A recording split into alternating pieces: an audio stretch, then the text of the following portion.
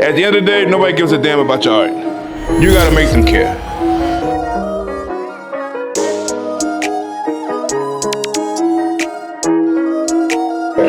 So everybody's gonna want to know, where did the name Impeccable Gallery come from? How did he come up with that name? So it comes from my nickname, Impeccable Scoop, and that comes, the scoop part of it actually comes from the DJ, Fat Man Scoop, quickly cleared. Well, back in high school, my homie Jeb, he just always yell that down the hall when he see me. So that eventually got shortened to Scoop. Again, people have known me by Scoop since high school. And then the Impeccable name has actually had a few evolutions.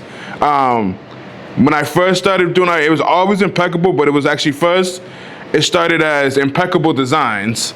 That was literally my first business card in like 2005. It was fucking crazy. But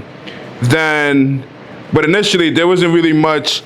Initially, when when I was customizing shoes, there was really no market for it. Everybody looked at custom shoes as fakes, because again, that was the height of flea market babes and all that shit. So if you wore a different color shoe that wasn't in the store, that meant it was fake. So there really wasn't much business. So around that time, I actually started throwing house parties, and me and my boys used to call ourselves Team Impeccable. And then from there, we got a little bit more professional. We were Impeccable Entertainment. And then from there, stopped throwing parties, got more serious with the sneakers and fashion and stuff. And I actually had a website. My first website was Shop Impeccable, and we also had a blog at the time. This is like early, mid 2000s when blogging was popping. We had Shop Impeccable, and our blog was Live Impeccable. We used to just post a bunch of stuff, whatnot,